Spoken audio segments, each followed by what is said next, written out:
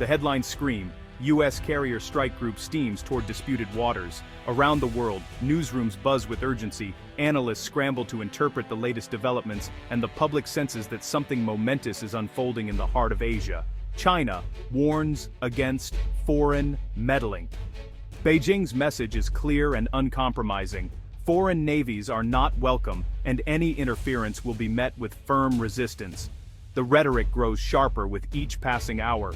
Philippine Coast Guard on high alert. Crews work around the clock, scanning the horizon for any sign of escalation, their nerves stretched thin by the constant threat of confrontation. On the tense waters of the South China Sea, a high-stakes drama is unfolding. The world's attention is riveted on this maritime flashpoint, where every maneuver is fraught with risk. Warships dot the horizon, their presence a stark reminder.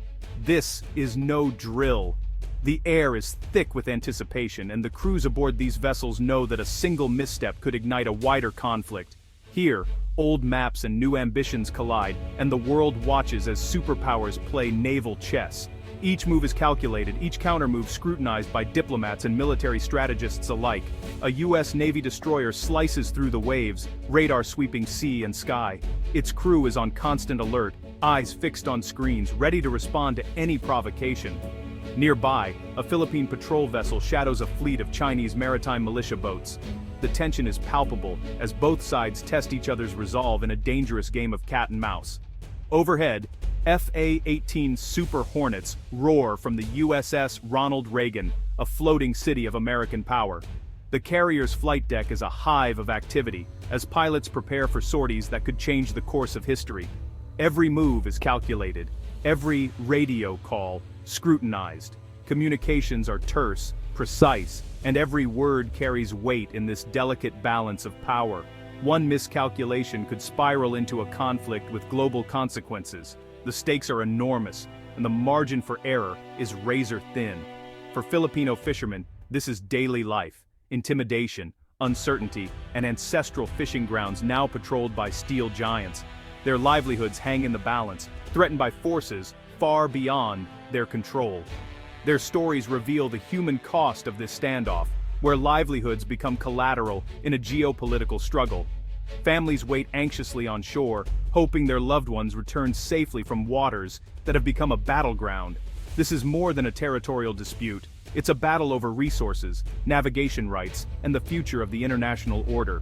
Trillions of dollars in trade pass through these waters each year, making stability here vital to the global economy. The immediate flashpoint, a vast, untapped natural gas field. Beneath the waves lies energy that could power nations, fueling the ambitions of those who seek to control it. But the roots run deeper.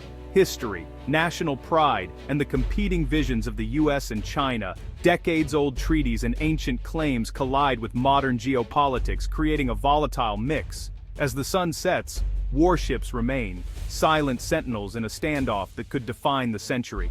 Their silhouettes are a stark warning that peace here is fragile, and the night brings no guarantees. The hum of engines is the soundtrack to a global power struggle. Each vessel's movement is tracked, analyzed, and interpreted as a signal of intent. The world holds its breath, waiting to see who will blink first. In capitals from Washington to Beijing, leaders weigh their options, knowing that the next decision could alter the course of history.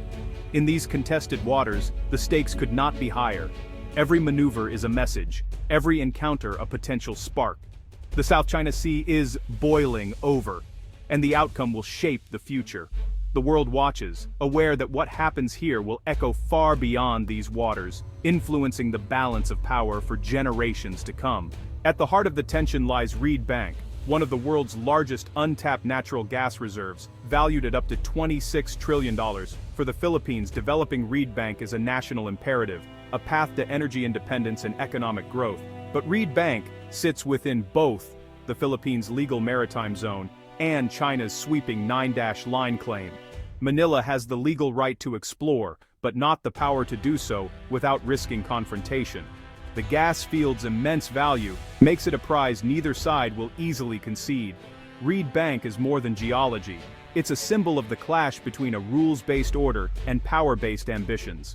The world is watching to see who will control this underwater fortune. The arrival of a U.S. carrier strike group is no accident. Each deployment is the result of months of careful planning, intelligence gathering, and strategic calculation. It's a deliberate show of resolve, a message sent not just to adversaries, but to allies in the world at large. This is the pivot to Asia made real, as American warships shield allies and challenge China's sweeping maritime claims, patrolling waters that have become flashpoints for regional tension.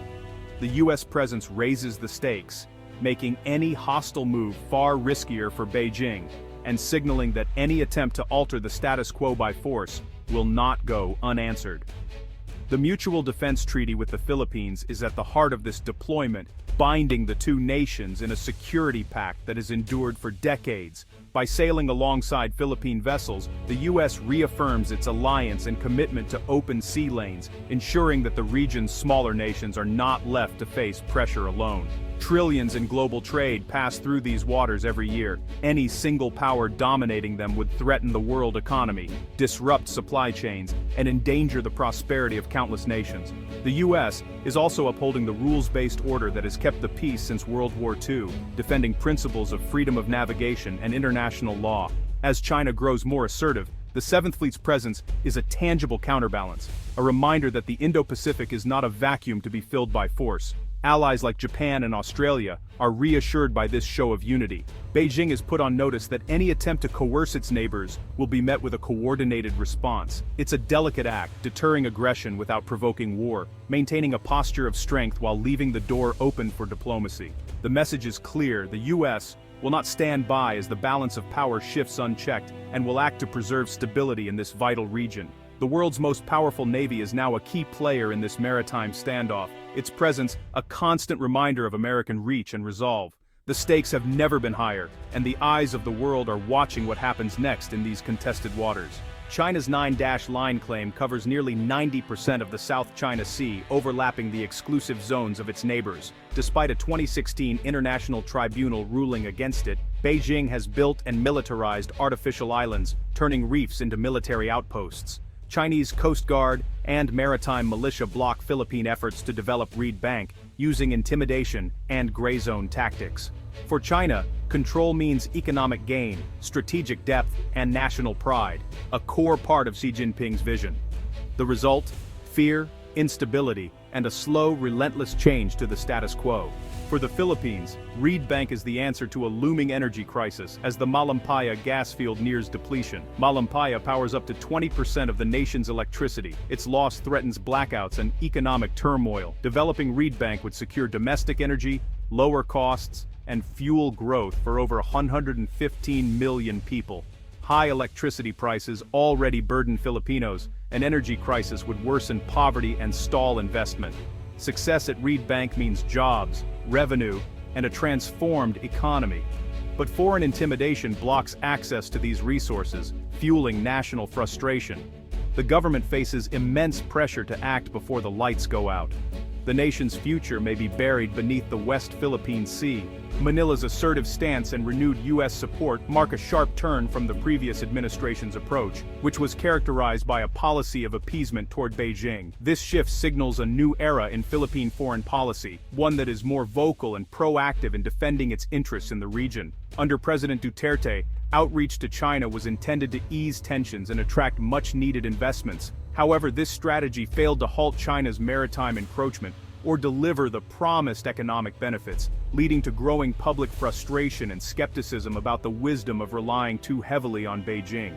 Now, facing mounting energy shortages and unrelenting Chinese pressure in the South China Sea, the new government has decisively pivoted back to its traditional alliance with the United States, seeking both security and economic stability. By revitalizing the Mutual Defense Treaty and ramping up joint military exercises, Manila aims to strengthen its defense capabilities and send a clear message that it will not be intimidated, hoping to create a more balanced and secure environment in the region. For Washington, supporting the Philippines is more than just a regional issue. It's a crucial test of American credibility. If the U.S. fails to stand by its ally, it could undermine the confidence of partners and allies across the globe, shaking the very foundation of its alliances. Yet, inviting a greater U.S. military presence comes with risks.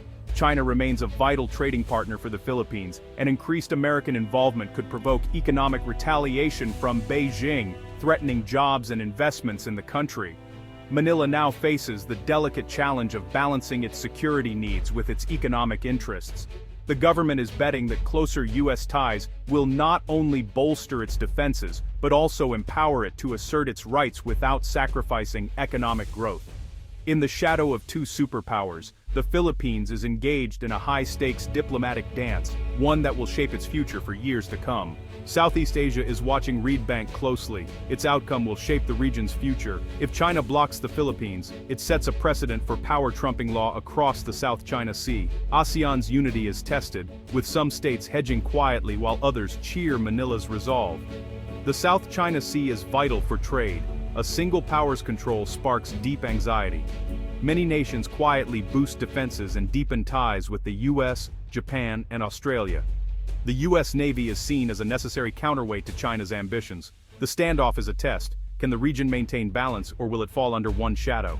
Reed Bank is a clash between international law and raw power. The 1982 UN Convention on the Law of the Sea gives the Philippines rights to Reed Bank, affirmed by a 2016 tribunal ruling. China rejected the ruling, continuing its aggressive push. The US Navy's presence isn't legal enforcement but a physical stand for freedom of navigation and the rules-based order. If China prevails, it signals that might makes right, weakening global law. If the Philippines succeeds, it proves that legal legitimacy and credible security can protect smaller nations. The outcome will echo far beyond these waters.